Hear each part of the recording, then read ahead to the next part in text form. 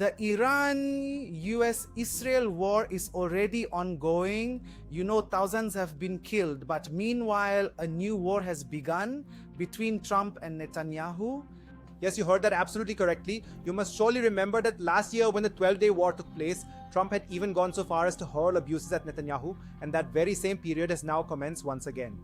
A conflict has erupted between Trump and Netanyahu. Whether Iran is losing or winning, it's certain there's significant friction between the US and Israel. Now, what exactly is this clash about? Did Trump really say something like that? He once again harshly criticized Netanyahu? What did they curse? What did they say? I'll tell you that too. The very first message that the White House sent to Israel this morning, it was I can't say it, WTF, that is the word they used, and they said a lot to Netanyahu.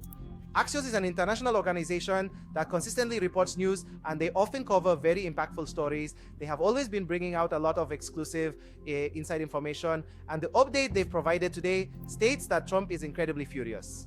Trump is of the opinion that Netanyahu has used far too many bombs. Now Trump is indeed saying this, but just today, 1,200 kilogram bombs of this kind have arrived in Israel. A large number of these bombs have also gone to Cyprus and to Iraq as well. 1,000 tons of bombs and weapons have arrived in Iraq. So you can understand the scale of preparation that is currently underway.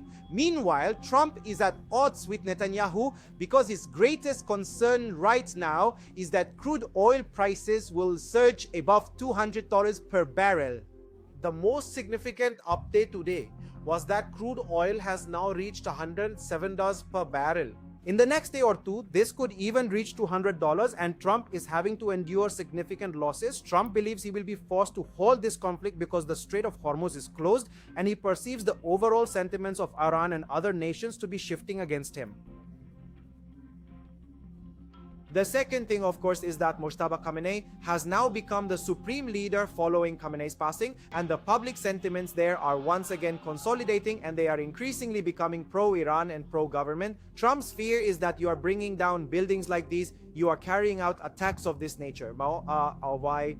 Because of this, the entire sentiment, the protests you were witnessing earlier, just a few days ago, before the war even began, they were not pro-Iran, but rather anti-Iran.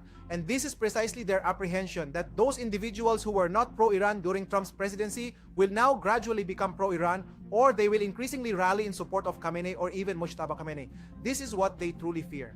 So Trump, you yourself are making a grave error. You've killed innocent people, and this is the very reason for Trump's failure. And they are clearly failing in such a way that they are killing people, killing innocent civilians, whereas they should have targeted or confronted the IRGC, all of Iran's missiles. They should have shot them down, they should have removed them, they should have destroyed them.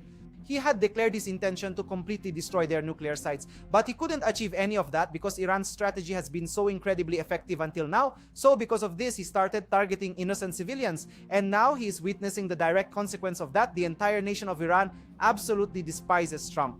They already harbor deep hatred for Israel. Now Trump perceives the entire internal politics of Iran changing in this manner, and he is being universally condemned everywhere. Now consider the entire situation concerning petrol and crude oil. If its price reaches $200 per barrel, just try to imagine the immense level of inflation that would sweep across the entire world, and the sheer amount of devastation that could potentially unfold. And let me tell you, this isn't merely about petrol, it's not just about diesel, nor is it solely about crude oil. This situation would inevitably lead to every single commodity and item across the globe becoming incredibly expensive. Whether it's fruit or vegetables, everything will become extremely expensive. Now, what exactly happened in this Trump-Netanyahu clash? I'll explain that to you in a bit more detail. What Axios has stated and what their news report actually entails, let's understand that.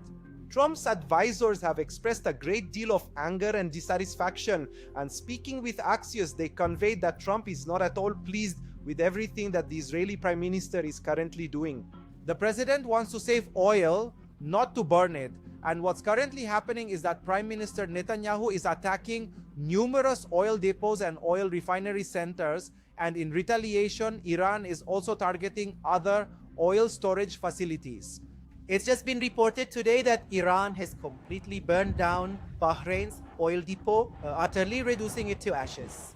Iran has once again issued a stern warning. On the other hand, a significant counter-warning from Iran, or rather a clear threat of retaliation, has been delivered by the spokesperson for the Khatam al-Anbiya Central Headquarters. They have explicitly stated that they will launch attacks anywhere and they will carry out any form of assault they deem necessary. This is because they are now extremely enraged by the recent attacks that have occurred on Iranian soil and the tragic loss of lives that resulted from them. The US forces or those of Israel should have at least refrained from targeting innocent civilians.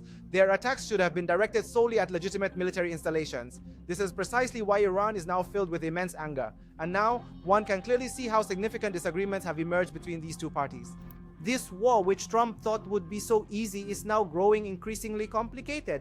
And Trump-Netanyahu, who clashed during the last 12-day war, and Trump had severely criticized Netanyahu then, Trump is now adopting a very similar stance once again. And this is Trump's agitation and inner turmoil for Trump because of all the nonsense he spoke, the way he presented himself as very great. They are countries and will very easily defeat Iran. Now their entire strategy has completely backfired. Iran is steadily gaining the upper hand. Because of this, a great turmoil has begun in Trump's mind. Now we must observe what unfolds in Cyprus. Turkey has already made its entry into the region. How exactly will Turkey choose to react to this situation?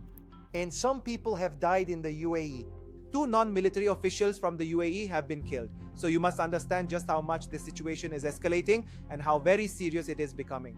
Now, if petrol and diesel prices continue to rise across the entire world, crude oil prices have already surged significantly. If this goes up to $200 per barrel, then there will be widespread devastation. My name is Nagin Singh and you are watching 1/8.